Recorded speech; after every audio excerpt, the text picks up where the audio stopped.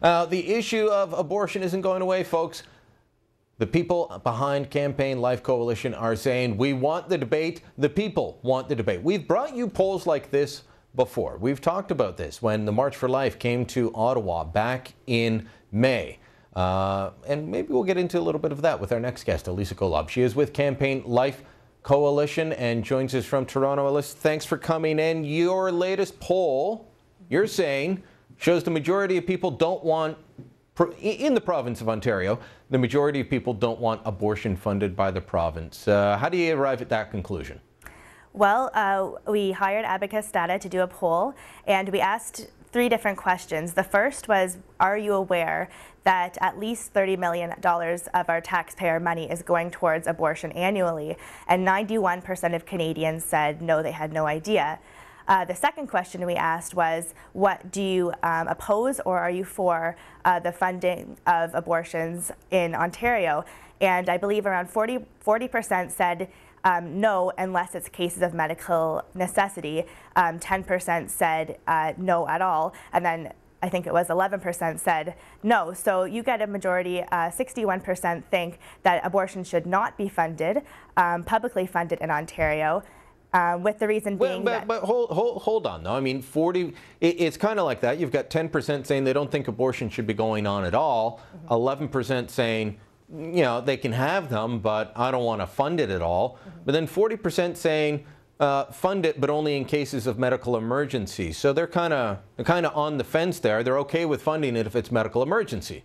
Right, but you see, abortion is never usually a medical necessity. The Guttmacher Institute, the research arm of Planned Parenthood, has statistics that came out saying that 96% of abortions are performed purely because of convenience and not because of medical necessity. So the majority of abortions are done not because of medical necessity, but because of economic or social reasons. So it's the argument you always get of, oh, well, you can't limit it at all, you can't make it, you can't put restrictions after 20 weeks or 12 weeks or what have you, the way the European countries do is, what about cases of rape and incest? And you're saying that even the research arm of Planned Parenthood says, yeah, that's kind of false argument.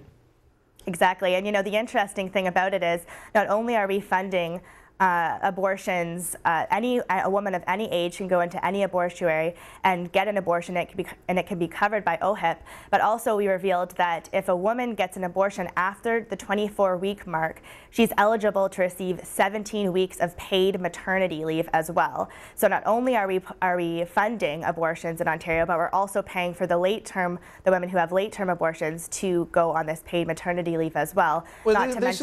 This is what I don't understand, is why that would be something the government would allow. And obviously somebody lobbied for it, because the people that support this up until 9 months will tell you, oh, no, it's just a blob. You don't have to worry about it. It's just a clump of cells.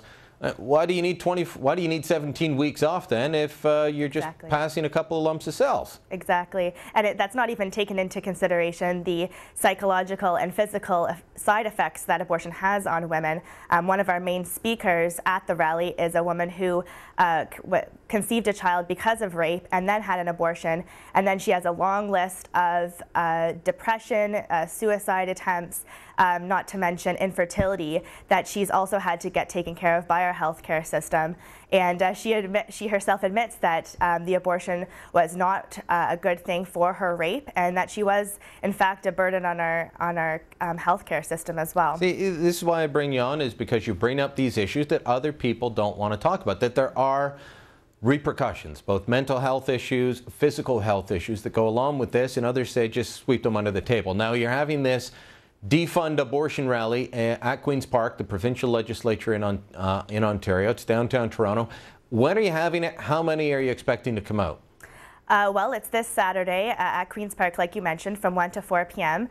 It's an interesting event because it's a youth-led event. So I got a committee of about 10 young people who are students or young professionals who did not have a say in the Morgentaler decision. did not have a say of whether they choose that their tax dollars for the next 40, 50 years will be put towards the funding of abortions, who want to see this be defunded.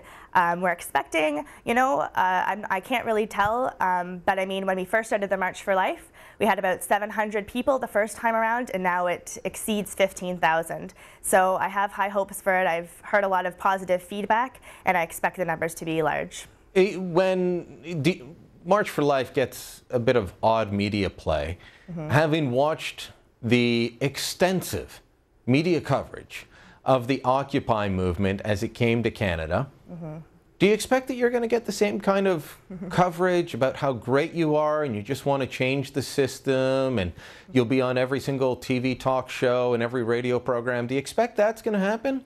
Absolutely not, but that doesn't stop us from doing what we do best, and that is to stand up for the rights of the unborn and to push for cultural and political change when it comes to the killing of unborn children in our society. Let me take you back to the March for Life then.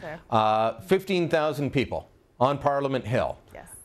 Did it get the same kind of coverage that a far smaller number, let's be frank, far smaller number? At its height, I think Toronto had 2,000 to 3,000 people out.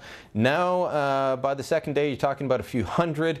Now we're perhaps down to 100, maybe just dozens out in St. James Park. And they get a ton of media coverage. Are you getting a fair shake for your cause when you compare it to people that just want to camp out and say, give us free stuff, man? No, we've never had a lot of media coverage in the past. The only reason why we had somewhat of a large media presence this time around was because there was a federal election. So the media was zoning in on Harper's hidden agenda.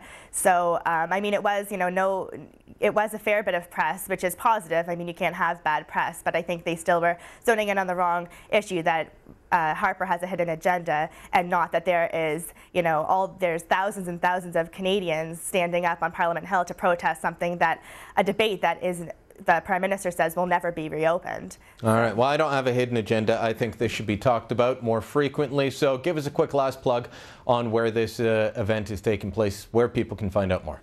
Just go to our website, www.campaignlifecoalition.com/defund, or join us at Queen's Park right out in the front steps this Saturday, October 22nd from 1 to 4 p.m. I'll be there, and other young people, and it's open to people of all ages. So come bring your families and your friends and join us. All right. Thanks for coming out. We will talk to you again soon, I am sure. Thanks for having me, Brian.